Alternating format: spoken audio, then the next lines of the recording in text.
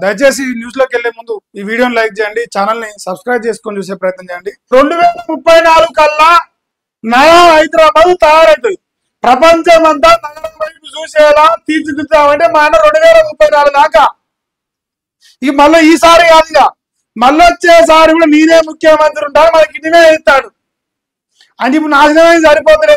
నీకు ఈ సంవత్సరంలో చూసి సరిపోతున్నా, ఇంకో 9 ఏళ్ళు చూడరా అంటాడు. చూద్దామా మరి చెప్పుడు. మీకు అంత ఆశ ఉంటే మా అన్న ఉంటాడండి, ఇంకో 10 ఏళ్ళు ఉంచుకుందాం. నష్టమా? ఇంత సిగ్గు లేకుండా చెప్పుకుంటున్నాడు చూడ. 2034 కల్లా నయా హైదరాబాద్ అంటే నాకేమొస్తాను కానీ రేవంత్ అన్న మనం ఫీల్ అవుతాడు ఆ డైలాగులు వాడితే. కుడిపియ పొందాలు రేవంత్ అన్న, నువ్వు మమ్మల్ని బాగు చేయాలో పర్లేదు, కుడిపియ పొందాలు. ఏం మనిషివే నువ్వు? గచ్చిపోయి నేను డైలాగ్ చెప్పినంటారు ఆయన. గోదావరి జలంతో 300 రోజులు మూసీలో నీరుండేలా రివర్ ఫ్రంట్ అంట. 1,50,000 కోట్ల రూపాయలు. ఓయమ్మ చిన్న ప్రాజెక్టా? 1,50,000 కోట్ల రూపాయలు అంటే అర్థం చేసుకోరు. కాళేశ్వరాన్ని తాత అది కడతాడు, ఖచ్చితంగా చేయాల్సిందే, దాన్ని మింగాల్సిన అన్ని ప్రజలు మరి దొరుకుతాయా మళ్ళా? సో అది ఒక డైలాగ్. మూసీ ప్రక్షాళన ఫ్యూచర్ సిటీ నిర్మాణం కొంతమందికి ఇష్టం లేదు, అంటే మంచి వాళ్ళకి ఇష్టం లేదు, దొంగలకు నచ్చింది. దొంగలకు దోషి పెట్టడం నచ్చితే కదా రేవంత్ అన్న, ప్రజలకు అట్లే అంటారు, నేను చెప్పుడు కాదు. ఇంకా హైదరాబాద్ అభివృద్ధి అడ్డుకునే దొంగలకు ప్రజలే అడ్డుకట వేయాలి. మధ్యతరగతి ప్రజల కోసం నగరంలో రాజ్య స్వగృహ ఇల్లు ఇస్తామని పడిన గచ్చిబౌలి ఇంటిగ్రేటెడ్ సబ్ రిజిస్ట్రార్ కార్యాలయాలకు శంకుస్థాపన చేస్తూ ఇవన్నీ సిలిక పాలకులు వలికినంట. అభివృద్ధిని అడ్డుకోవడం అంటే హైదరాబాద్ ఊరగొట్టకుండా, హైదరాబాద్ ఊరగొట్టకుండా, పేదోళ్ళ బతుకులను మండుపోయకుండా, ఫాతిమా కాలేజీ కాపాడుకుంటా మనం చేసే దరిద్రమైన రాజకీయాలు ప్రజలు చూస్తారు. ఇంకా సిగ్గు లేకుండా 2034 పెడతా హైదరాబాద్ అని చెప్తుండు. ఓ నాయన అప్పటిదాకా నువ్వు బతుకున్నావు అనుకో, 2034లో తెలంగాణలో మనుషులు ఉండరు, హైదరాబాద్ శవాల పుట్టలో ఉంటాయి, అంటే మొత్తం సమాధిలో ఉంటాయి. ఇక నువ్వు అప్పటిదాకా పరిపాలిస్తే రేవంత్ అన్న ఫీల్ కాకు, నిజం అదే వాస్తవ పరిస్థితి. ప్రజల లోపల గట్లనే ఉంది చర్చ. ఈ 5 ఏళ్ళు తట్టుకోలేమంటారు, ఇక నువ్వు ఇంకో 5 ఏళ్ళు అంటున్నావు మళ్ళా. ఇక చూడే, ఎమ్మెల్యేగా పోటీకి 21 ఏళ్ళు చాలు, రాహుల్ ప్రధాని చేసుకొని చట్టాన్ని సవరించుకుందామంటాడు సీఎం రేవంత్ అన్న. 21 ఏళ్ళే చాలంట. అంటే మరి అంత ముసలికి ఇచ్చిన మరి కాంగ్రెస్ వాళ్ళ టికెట్లు. ఆయన ప్రధానమంత్రి కావాలా, నువ్వు సవరించాలని మేము చూడాలి. అసలు ఇప్పుడు ఎవడన్నా అవుతారా 21 ఏళ్లకు? అంటే నీ మనోడే కావాల్సిందే, నీ మనోడు 21 ఏళ్ళకి కావాల్సిందే తప్ప మేమేం కావు. 100 కోట్లు ఎవరు సంపాదిస్తాడు? 100 కోట్లు మీ కాడ ఉంచుకొని మీ మనవల్ని ముని మననం చేసుకోరు ఎమ్మెల్యేలు. మేము ఇట్లే మొత్తం సామాజిక న్యాయం కాదు. ఈ కథ నడిపించింది మళ్ళా రాహుల్ గాంధీ ఇట్లా లేపిడు చూడ్రి. రాజీవ్ గాంధీ స్ఫూర్తితోనే రాష్ట్రంలో సంక్షేమం అభివృద్ధి ఉందట. దేశ సమగ్రత కోసం ప్రాణాలు అర్పించిన మహానేత అని వెల్లడి. రాజీవ్ జయంతి సందర్భంగా పుష్పాంజలి ఘటించిన సీఎం. ఇంతవరకు నిన్న రాజీవ్ గాంధీ జయంతి సందర్భంగా మరి కథ నడిపించిండు. ఇక మరి ఏం ఎటు పోతుంది, ఏం కథ, మా ఇందిరామ్మ రాజు ఎంత మంచి ఎగురుతుందో తెలియదు. ఏది ఏమైనా నెక్స్ట్ 2008 తర్వాత మా అన్న మళ్ళీ ఇంకోసారి కూడా గెలుస్తాడట. మరి దాని మీద గెలిపిరి, ఎందుకంటే మీకు అంత ఆశ ఉంది, మరి గెలిపిరి, నేనేం చేయలేదు దాంట్లో. సో ఇది ఒక వాడుతున్నాయి. ఇక నెక్స్ట్ ఏందా ఇలా పంచాయతీ అగ్గిది చూడరా. ఢిల్లీ సీఎం పై దాడి, చెంపదెబ్బ కొట్టి జుట్టు పట్టి లాగిన వ్యక్తి. రేఖా గుప్తా చేయి భుజము తలకు గాయాలని ఆసుపత్రిలో అడ్మిట్ అయింది. క్యాంప్ ఆఫీసులో జన్ సున్ వాయ్ ప్రోగ్రామ్ లో ఘటన జరిగినట. నిందితుడి అరెస్టు, హత్యాయత్నం కింద కేసు నమోదు చేసిరు. అటెండ్ మర్డర్ పెట్టినట. ఒక సీఎం ని చెంపదెబ్బలు కొట్టి చుట్టుపక్కల లాగే కారికి వారానికి అంత ధైర్యం కంటే వారికి 2 భాగా చీరొచ్చు ఇట్లా. అది మళ్ళీ ఒక మహిళ పైన, ఢిల్లీలో గల మహిళనే కాదు సీఎం, ఒక మహిళా సీఎం పైన ఒక మహిళ మానవత్వం లేకుండా వీడు ఇట్లా ప్రయత్నిస్తే మరి పక్కన వాళ్ళ కూడా పోతారా ముఖ్యమంత్రిని వల్ల ఆశామాసి కూడా కాదు. అటెండ్ మర్డర్ కేసు పెట్టారు. ఇది అన్ని పేపర్లో వైరల్ అవుతారు. మరి కాంగ్రెస్ మరి ఇంకేం గ్రేస్ నాకు తెలియదు. కాంగ్రెస్ షీపురా సామాన్యుని పార్టీ మరి.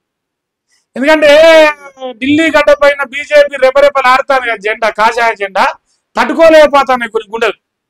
అందుకే ఇట్లాంటి దాడులకు ప్రయత్నం చేసినట్టుంది. మరి అన్ని పేపర్ రాసేయాలి. అయితే ఇక సీఎం హత్యకు కుట్ర జరిగిందన్న సీఎంఓ నా కొడుకు డాగ్ లవరు ఆందోళనలో పాల్గొనేందుకు ఢిల్లీకి వచ్చినని నిందితుడు తల్లి చెప్తాను. డాగ్ లవరా అందుకే సంభవం చెప్పినావు, సీఎంని సంభవం చెప్పిన తల్లి అంటే ఇంకో ఓ సామెత ఉందయ్యా.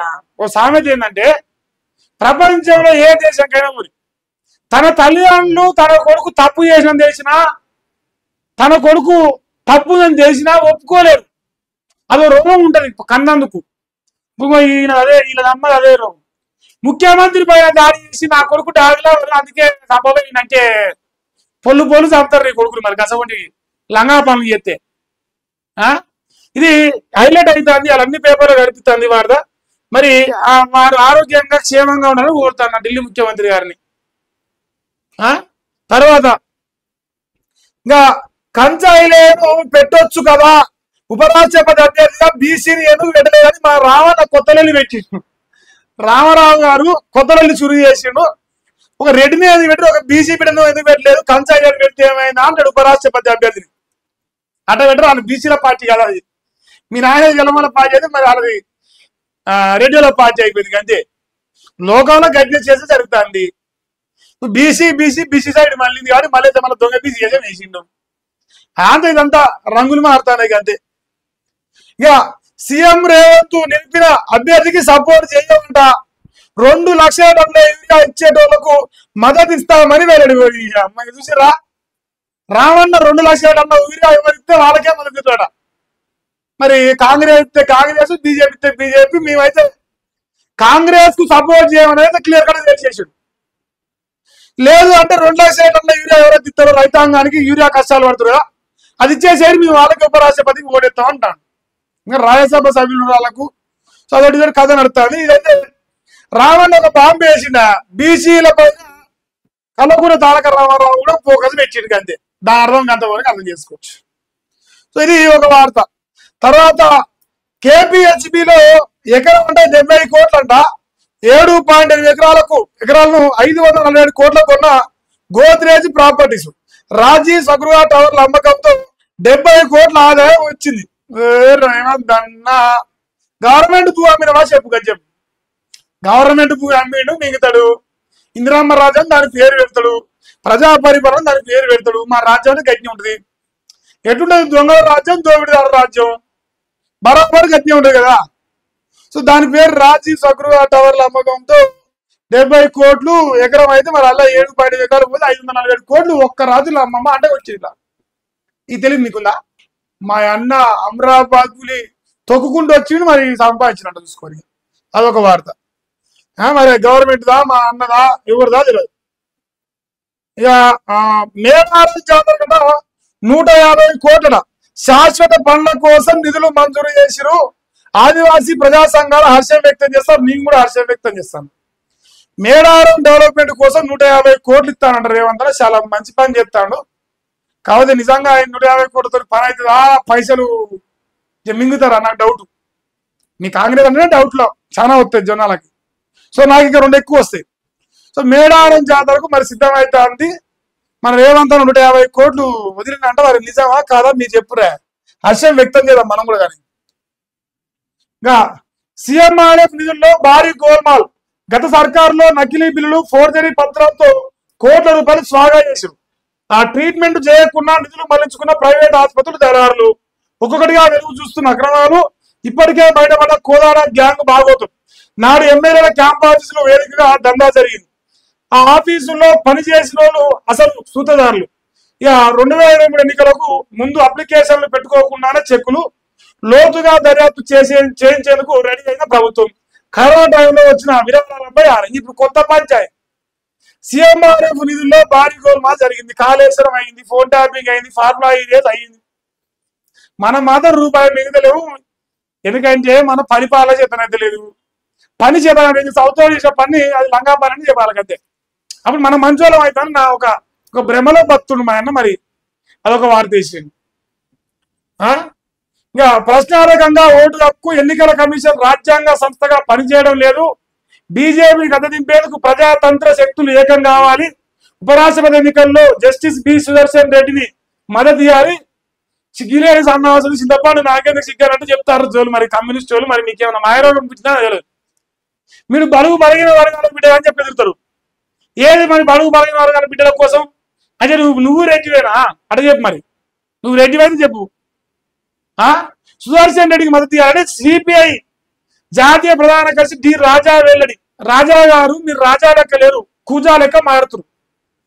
ఒక బీజే అంటే సిద్ధాంతపరంగా వ్యతిరేకత ఉన్నంత మాత్రాన కమ్యూనిస్టులకు బీజేపీలకు ఒక బీజేపీ ఒక దొర కావాలని అంటారు, అంతే కదా. దొరల పైన కొట్లాడిన కమ్యూనిస్టులు దొరలకు ఉపరాష్ట్రపతి ఏమంటారు మరి చేసుకోండి. మరి దానికి అంతకంటే ఎక్కువ చెప్తాను.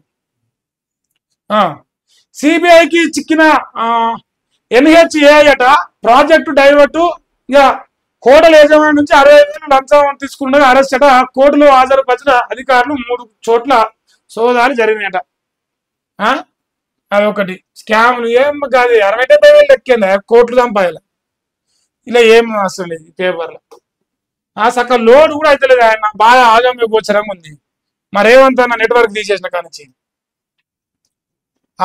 ప్రజలు ఎన్నుకున్న ప్రభుత్వాలు గవర్నర్ల దయాదాక్షిణ్యాలపై నడవాలా?